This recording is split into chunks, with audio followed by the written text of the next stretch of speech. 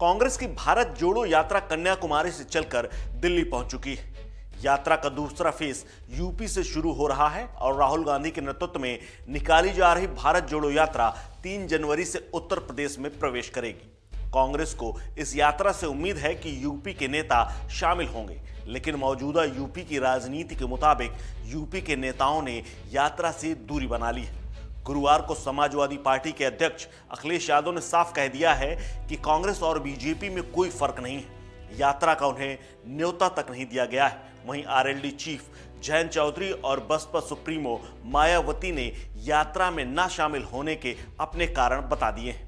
ऐसे में 2024 के गणित में यूपी में विपक्ष के नेताओं की रणनीति क्या है, इस पर सबकी नजर है, क्योंकि एक तरफ कांग्रेस और राहुल हैं तो वहीं दूसरी तरफ बिहार से नीतीश कुमार गोट बिछाने में लगे हुए हैं। ऐसे में यूपी से विपक्ष को किसी समर्थन मिलेगा, इस पर सस्पेंस बना हुआ है, लेकिन इशारे काफी कुछ कह रहे हैं जिनमें गहरा संदेश छुपा हुआ है।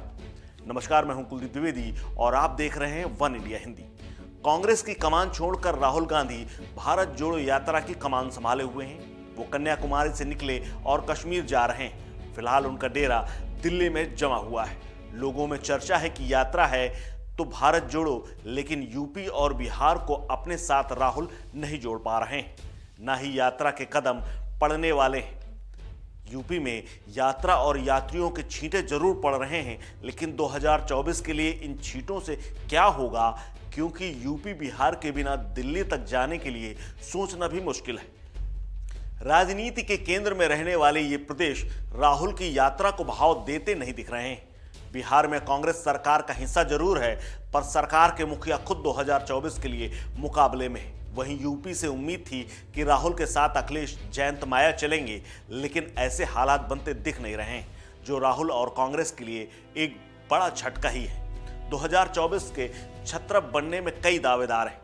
बंगाल के मुख्यमंत्री ममता बनर्जी बीजेपी के प्रति नर्म रुख अपनाए हुए हैं। वहीं भारत जोड़ो यात्रा में शामिल होने से वाम दलों ने इनकार के बाद समाजवादी पार्टी के प्रमुख अखिलेश यादव ने बीजेपी और कांग्रेस को एक पड़ले में बताकर पल्ला झाड़ लिया है, जिससे राहुल को झटका तो लगा ही है, लेकिन विपक्षी एकता के प्रयासों की दूसरी धुरी नीतीश कुमार को बल मिल गया है, क्योंकि अखिलेश यादव बीजेपी के खिलाफ यूपी में बड़ा चेहरा है। ऐसे में अखिलेश के इस पैंतरे से नीतीश कुमार की राजनीति को संबल मिलता दिख रहा है, क्योंकि इससे सीधे उनके रिश्तेदार तेजस्वी यादव का कद भी बढ़ेगा और उनकी राजनीति को एक विस्तार मिलना तय दिख रहा है। दरअसल कांग्रेस को तमिलनाडु में डीएमके, महाराष्ट्र में शिवसेना और एनसीपी का समर्थन मिला था। वहीं बिहार में राष्ट्रीय जनता दल की ओर से राहुल की पदयात्रा को समर्थन दिया गया था और उत्तर प्रदेश में अखिलेश यादव से भी कांग्रेस और राहुल गांधी को यही उम्मीद थी, लेकिन अखिलेश ने समर्थन देना तो दूर, तुलना करके पहले मजाक उड़ाकर यह साफ कर दिया है कि बीजेपी विरोधी राजनीति के लिए राष्ट्रीय स्तर पर गठजोड़ में कांग्रेस के साथ सपा कंफर्टेबल नहीं है। अब ऐसे में सवाल भी उछाल दिया है कि पहले यह तय हो जाना चाहिए कि बीजेपी को 2024 में हराएगा कौन। अखिलेश यादव का ये बयान सुन लीजिए, जो उन्होंने गुरुवार यानी आज लखनऊ में दिया है, जिससे काफी कुछ चीजें स्पष्ट हो जाएंगी। भावना से, हमारी भावना उनके यात्रा से है। हमें कोई इनविटेशन नहीं मिला। हमारी पार्टी का सिद्धांत अलग है।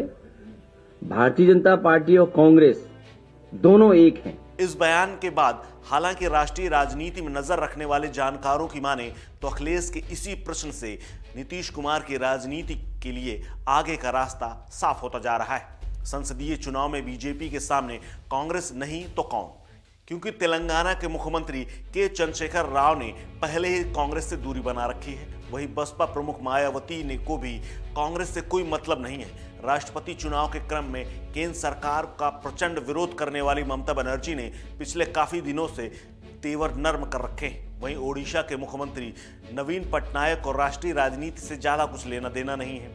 वहीं तेजस्वी यादव की नजर अभी भी बिहार की कुर्सी से आगे कुछ नहीं देख पा रही। अखिलेश यादव ने आगे बढ़कर कभी नेतृत्व करने का प्रयास नहीं किया। फिर प्रश्न तो स्वाभाविक ये बन रहा है कि कांग्रेस के नेतृत्व को कौन स्वीकार करेगा। ऐसे में जेडीयू की ओर से विपक्षी एकता के प्रयासों में कांग्रेस और बीजेपी अन्य विरोधी दलों को संतुलित करना जारी किए हुए है। अखिलेश के स्टैंड के बाद विपक्षी एकता की कोशिश अगर अन्य किसी दिशा में बढ़ती है तो नीतीश के पक्ष में माहौल बनता जरूर दिख रहा है, जो तेजस्वी को राजनीति के लिए शुभ संकेत भी हो सकते हैं। बिहार की महागठबंधन सरकार में डिप्टी सीएम तेजस्वी यादव अभी नीतीश कुमार और लालू प्रसाद यादव के संयुक्त उत्तराधिकारी हैं। स्वयं नीतीश कुमार भी उन्हें आगे बढ़ाने और महागठबंधन का अगला नेता स्वीकार कर चुके हैं। राष्ट्रीय राजनीति में नीतीश कुमार की सक्रियता से तेजस्वी की राजनीति को धार मिलना तय दिख रहा है, क्योंकि बिहार में 5 जनवरी से शुरू होने वाली अपनी यात्रा के बाद नीतीश कुमार बीजेपी के खिलाफ राष्ट्रीय स्तर पर अभियान चलाने वाले। नीतीश ने भी कुछ दिन पहले पटना में महागठबंधन की एक बैठक में कांग्रेस को लेकर अपनी धारणा स्पष्ट कर दी है, लेकिन जितना नीतीश बीजेपी के विरोध में है उतनी धार कांग्रेस के विरोध में नहीं दिख रही है, क्योंकि राजनीति संभावनाओं का खेल है।